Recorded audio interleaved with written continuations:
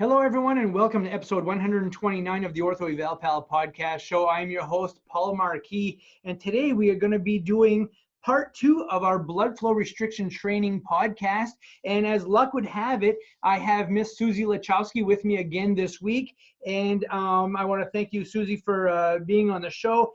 And, you know, we learned so much last week. And if there are some of you that are listening to this podcast today for the first time but didn't listen to part 1, you really need to go back and listen to part 1 so that you can get all of the background to what we're going to be talking about today.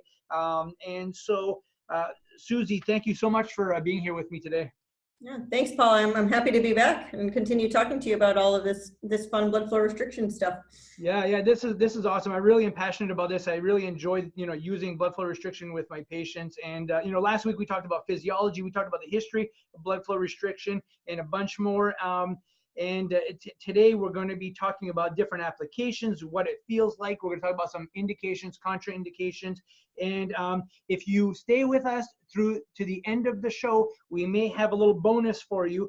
So make sure that you listen to the whole program today, and we will give you a little information. But before we get started today, I'd like to just take a moment to hear a word from our sponsors. Welcome back. Well, I hope you've all been able to stay, safe and healthy through this COVID-19 crisis. This has been kind of crazy. It's been tough for many, touching everybody out there. And I know some of you are probably even quarantined. And there's a lot of anxiety around this, and it's at an all-time high. What I hope to do with Ortho Eval Pal is to bring you a little bit of diversion here and have some fun learning. It's a great time to just kind of sit back and listen to stuff. You don't need to be exposed to anybody. You can watch my ugly mug here on YouTube, or you can listen to it on a podcast. And you notice how I was just speaking about myself, right, Susie? It can be tough, but this is a good time to listen and gather as much content as possible. And with that being said, I'm going to be putting more content out there for you folks, more webinars, and opening up some more times for online coaching, just so that you don't go stir crazy, and you can keep learning and learning with us, and hopefully we can keep giving this information that we just so love to do. So let's get on with our show today. Susie, welcome back, and thanks for being here today. All right, thanks, Paul. I'm happy to be here. So, those of you who were not with us last week, Susie, wondering if you could just give us a quick rundown of your background and, what makes you so much smarter than me. Oh man, I'm not sure about that, but I'll give you a brief background. So for those of you just joining, I'm actually the director of the Division of Exercise Science at American International College. I hold a PhD in exercise physiology. I'm a blood flow restriction training specialist and instructor, strength and conditioning coach, American Heart Association instructor, and I teach a number of different courses in our undergraduate, graduate programs here at AIC, where I implement and I teach this modality to our graduate strength and conditioning students, undergrad students, graduate PT students, as well as guest lecture on this topic to various universities and orthopedic departments and sports medicine departments. But that's a quick overview if I could give you one. Yeah, that's awesome. Thanks. It's tough to get testimonials from patients, especially like on a podcast or on a YouTube channel or something like that. So I was wondering if you could just give us an example of, somebody that you might have been working with. And then after you've done that, I'll give you an example of somebody I've been working with, just to talk about the process of where they were and how they got from point A to point B, and how blood flow restriction really helped to bridge that gap out better. Yeah, no, absolutely. I probably could talk about a number of different cases, but there's definitely one I really do like to talk about because she just made such great progress and it made such an impact on her life. So one person I actually, Dr. Christian Latterman, and if you were here in the first episode, you realize that's how Paul and I got connected, was through Dr. Christian Latterman at Brigham and Women's with all this blood flow restriction training stuff. So after I gave a guest talk at Brigham and Women's in Boston, I was, Dr. Latterman actually referenced one of his patients to me. She had actually seen another surgeon a couple of years back. She had a complete tibial osteotomy, a chondrocyte implementation, and all of that. But long story short, she really wasn't responding over the last, or for about a year and a half at least, to any sort of traditional training, and not too sure. Some of the things got hairy there, but ultimately what was happening is she was getting progressively worse. She was atrophying more. She was muscle wasting more. Her muscular endurance was so far down. She was in her mid-30s at the time. And she's a previous collegiate soccer player, avid hiker, stays active. You know, so she was really bummed out that she really had no muscular endurance left and really wanted to get back to doing the things she loves. So Dr. Latterman sent her to me in conjunction with a new PT script. So I was working hand in hand, you know, with her PT. She was seeing me twice a week and PT twice a week in a traditional sense, and then with blood flow restriction training. And when I did a bunch of her measurements at the beginning, she had pretty much no muscular endurance. She really couldn't do one step down. She had very little muscular strength. I, you know, analyzed her anaerobic power. So I did like a vertical jump test with her. Everything was very, very low. She had a great amount of atrophy in one leg, and she was, you know, mid-30s, very, you know, young and healthy and active otherwise. And she was just very disappointed that she couldn't even go up and down the stairs. So when she came to me, I said, all right, hey, what are your goals? And we laughed about this after the fact. I was like, what do you want to do? You know, what's your point of it? She goes, honestly, I just want to go up and down the stairs at work. Her goals were set so far back to such a basic task like that in her mid-30s. That's how much she had gone backwards. So over the next 12 weeks, we used blood flow restriction training on her twice a week, you know, various types of exercises and intensities and so forth. And long story short, at the end of that 12 weeks, she went from no step downs to 42 before her leg was fatigued. She was cruising up and down bleacher stairs that I had her going up at the soccer field. She gained 3 inches in her vertical jump. She was doing all of this. And not only that, she actually got to get back to doing things she loves. So she sent me a picture of her at the top of Mount Tom and was saying, thank you for letting me, you know, for getting me back to doing what I love. And she's cruising up and down the stairs at work. And, you know, so I like talking about that story because it impacted her life to such a great extent, to having such a basic goal of going up and down the stairs at work to now being able to climb Mount Tom and run through the airport she was saying she could do now to catch her flight. It's very rewarding for me to see how much of an impact it had on her everyday life. And that's exactly why I do what I do. And I'm in education and in this field for that reason. Exactly. Yeah, that's a very similar situation to what I had. I have a 20-year-old young lady who was, you know, one of the best basketball players in the state of Maine, and unfortunately injured herself when she went to college. Ended up with a chondral lesion, you know, retropatellar chondral lesion, that just was not responding. So underwent surgery, and as we all know, you know, the retropatellar region is a tough place to deal with, and you know, the progression can be very difficult in limited weight bearing and limited progression as far as, you know, strength training goes and whatnot. And really was hitting a brick wall, you know, at 4, 5, 6 months, just still swollen, still having some difficulty activating the quad. And I've dealt with difficult scenarios in the past, like, and we've pushed through them. This one was a very, very difficult one. So her physician, you know, asked about doing blood flow restriction, and you've been kind of following me with this young lady, and it was to the point where, you know, she couldn't even start running at 5, 6 months. She was having a hard time and just really plateauing. So we started doing blood flow restriction training with her, lightened her load, increased her reps. Her fatigue level was significantly higher when we were done with her, but she was able to tolerate all of this. And interestingly enough, and we're going to talk about what it feels like to have blood flow restriction on, but interestingly enough, when we started doing it, we were doing both limbs at the same time. So one leg, she would feel it a lot more than the other, and she just had so much atrophy that we just were not getting the physiologic response that we were looking for. But then, you know, that quad started getting bigger, faster. And now, you know, about 6 weeks later, at the 4-week mark, I asked her, are you better, worse, or the same than when we started blood flow restriction training? And she said significantly better. Like, her ability to go up and down stairs was improved. 2, 3 weeks later, she's now playing basketball. She is able to run, jump, cut. And like your young lady, she just, and you don't know this yet because she just told me this yesterday, but she just climbed a mountain and went on a 7-mile hike.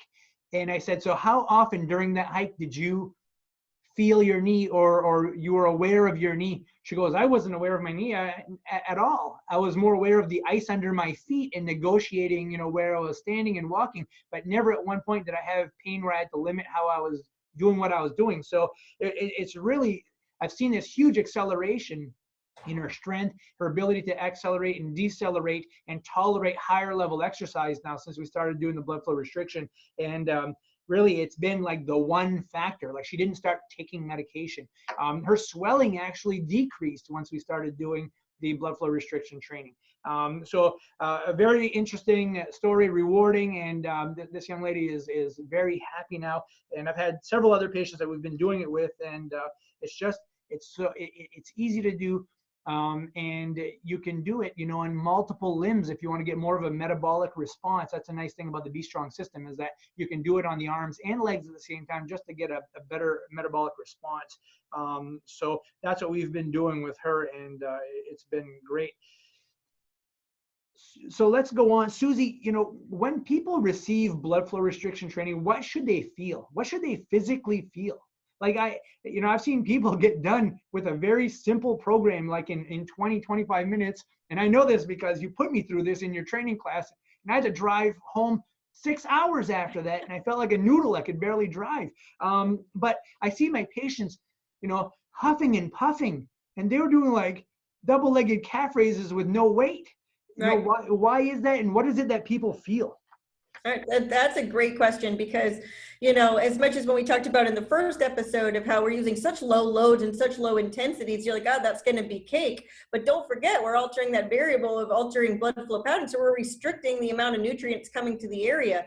So we're building up all that metabolic waste. You're going to feel that muscle burn. You're going to feel like this is a high intense workout. So even though you're lifting lighter loads and it's easier to do the exercise task, to use proper biomechanics, proper positioning, actually being able to do certain exercises and carry them out in the full range of motion, possibly in certain cases, you're still going to get that huge metabolic crisis, and that's what we want. So you're going to feel that muscle burn, right? So even though when you apply some sort of band to the proximal portion of your limbs, you're going to feel the band to an extent, but again, that gets us back to the use of the proper devices for comfort level, for proper range of motion. So you want to make sure you're using the proper device there in order for you to be able to exercise the way you want to.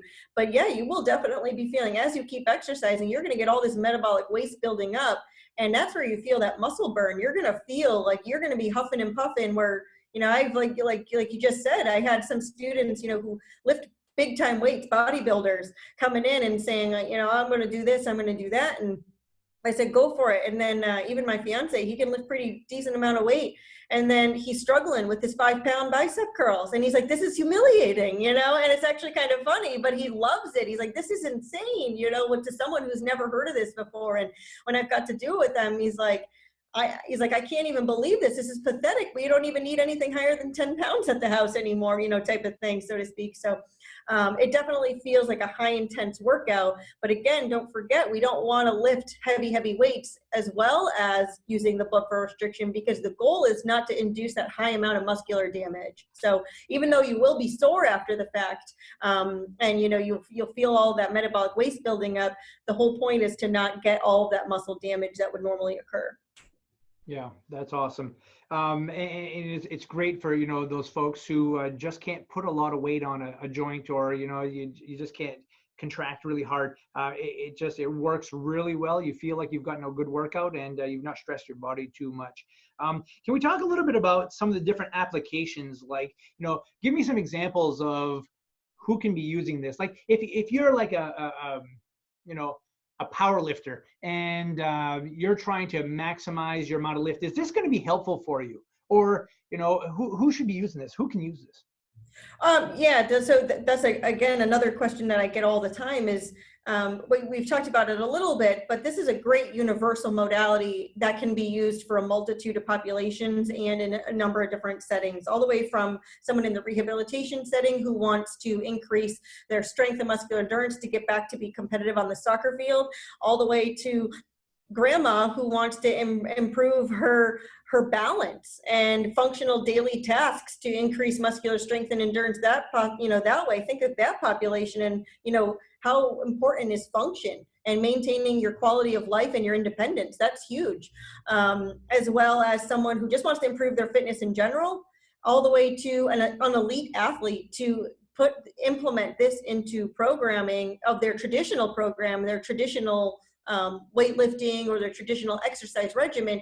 You can also use this to supplement those type of exercise, to supplement your traditional workout to get an excess metabolic systemic effect to enhance your workout. So yeah, so from all the way from rehab to elite athletes to the aging population to someone who just wants to improve their fitness in general, then it's very universal. When done properly in the right way, and you have your proper programming, then all of them are pretty much good. You're good to go.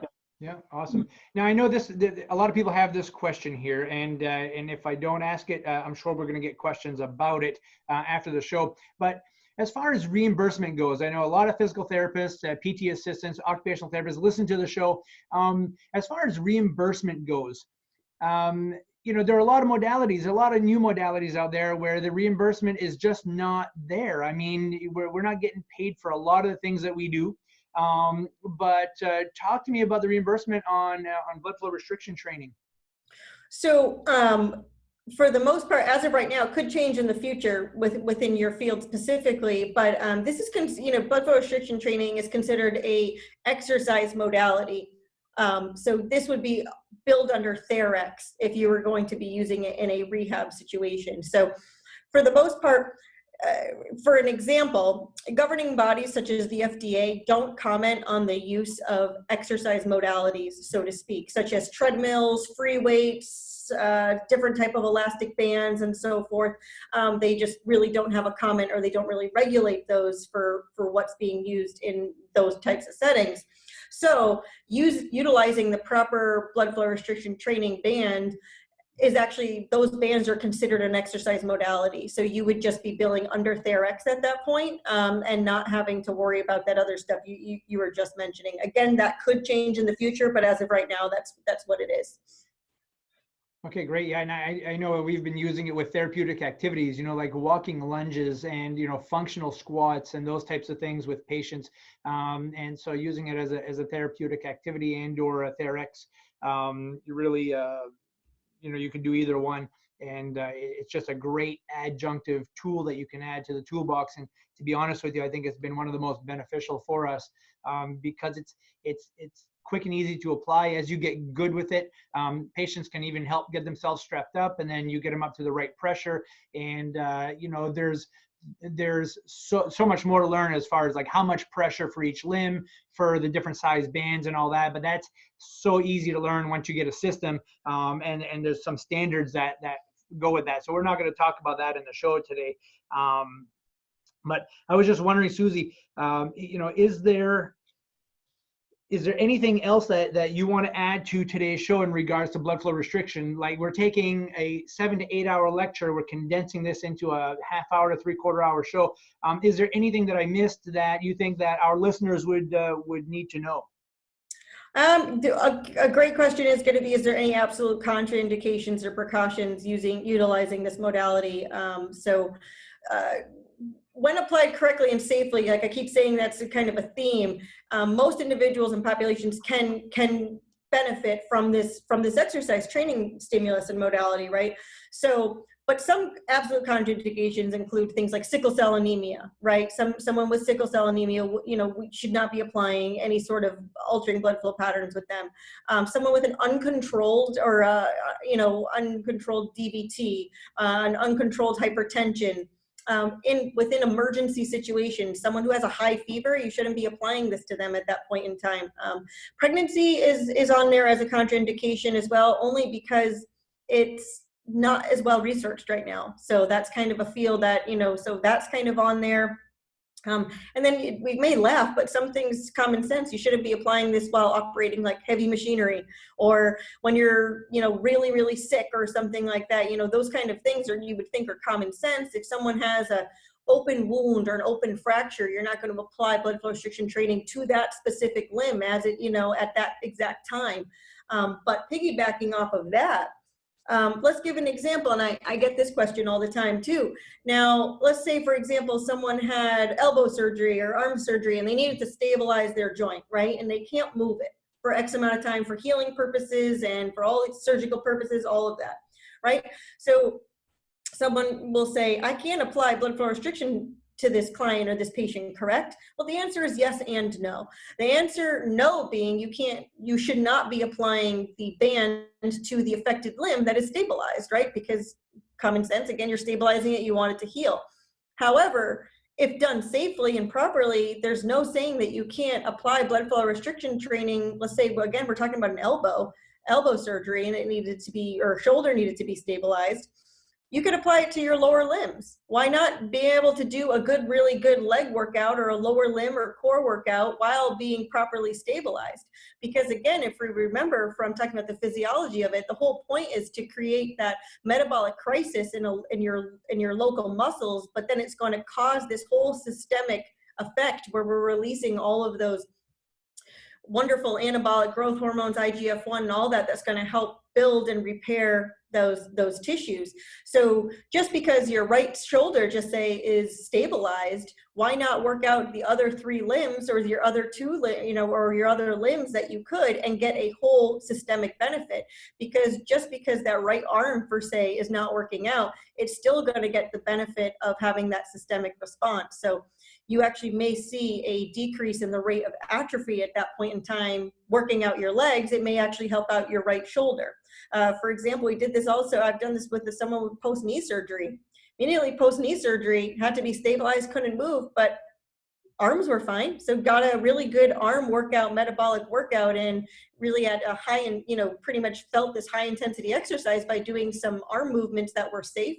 But then they got this whole systemic benefit. So those are questions I get all the time. So don't forget, just because you can't apply it to say one limb, as long as you deem it safe, then you can exercise it on the other limbs. But I always put this in here, and if you're concerned at all with a certain population or unsure if you should be using blood flow restriction training on a certain client or patient, always consult with a blood flow restriction either training expert, instructor, in conjunction with their physician, and then have them all speak together and develop the best course of action for that person.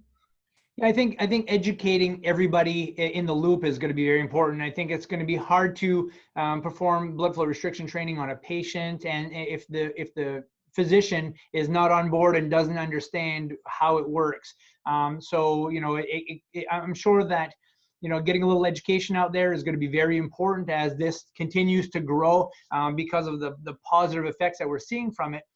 So that's going to be a big part of being able to be successful, I think, with the use of blood flow restriction, is just making sure that everybody's on board and understands, how it works, the physiology behind it, and knowing, the safety aspect of it also. Wow, great information. Susie, I want to thank you so much for being on the show. Your knowledge base and information is totally invaluable. And we've done, you've given a great overview of all of this, but there is so much more to know about blood flow restriction training. Oh, absolutely. So there's definitely so much more. Again, the last 2 episodes, we touched on a good amount, but there is still so much more information to learn about this. And I highly suggest you kind of dive into that. Anyone who's interested in being certified, kind of looking more so into that research, email myself, Paul, and there's other professionals out there who are definitely willing to talk to you about any questions that you may have. Another thing I'll say too, I always kind of end with, is that don't forget that I always try to say this, that this isn't the end-all be-all type of modality. It's not erasing other traditional exercise regimens or programming that have been successful. This isn't just another tool to have in your tool chest, either whether you're trying to, whether you are a PT, an AT, exercise physiologist, strength coach, and you have a specific goal for someone, or someone who's just increasing fitness. This isn't to say, erase everything else that we've been doing. This is just another great exercise training modality we can use to supplement or in conjunction with traditional exercise programming to enhance the benefits of everyone, of every type of population. And I mean, now I can think of no time better than other, while we're all stuck kind of inside and social distancing and trying to be safe, that this, since there's a lot of, you don't really need much equipment with this. You don't really need any equipment other than the bands. You can use body weight exercises, very low weights, low reps, all this. This is a great modality to use while you're kind of cooped up. Also, even at work, or when you go for a walk or doing something, these are things that can be easily applied throughout the day. that can enhance like your health, wellness, and well-being in a number of different settings. So I think I will just, kind of that's kind of my last little point I think I'll make. And I really appreciate, Paul, you having me on the show. And I appreciate all your listeners listening to me chat about blood flow restriction training. All right. Well, as we have promised, for those of you who are still listening, Susie and I would like to offer you a 10% discount on any Be Strong band packages. Okay, so you would use the code Susie Lachowski for the discount. Also, if you choose to sign up for any future certification courses, we'll offer you a student discounted pricing. That includes for professionals and clinicians already out in the field who want to become certified.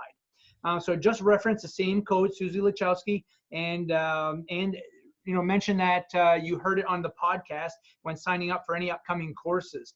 I'd also like to take this time to ask a huge favor from everybody. If you have a moment, and you can head over to Apple Podcasts or any other place where you like to listen to podcasts, leave us a rating and review. That really helps with our ranking in the world of podcasting. That would be greatly appreciated. We've already had some great comments out there, and I take those, I put them on our website, and thank you for all of you who have already left comments.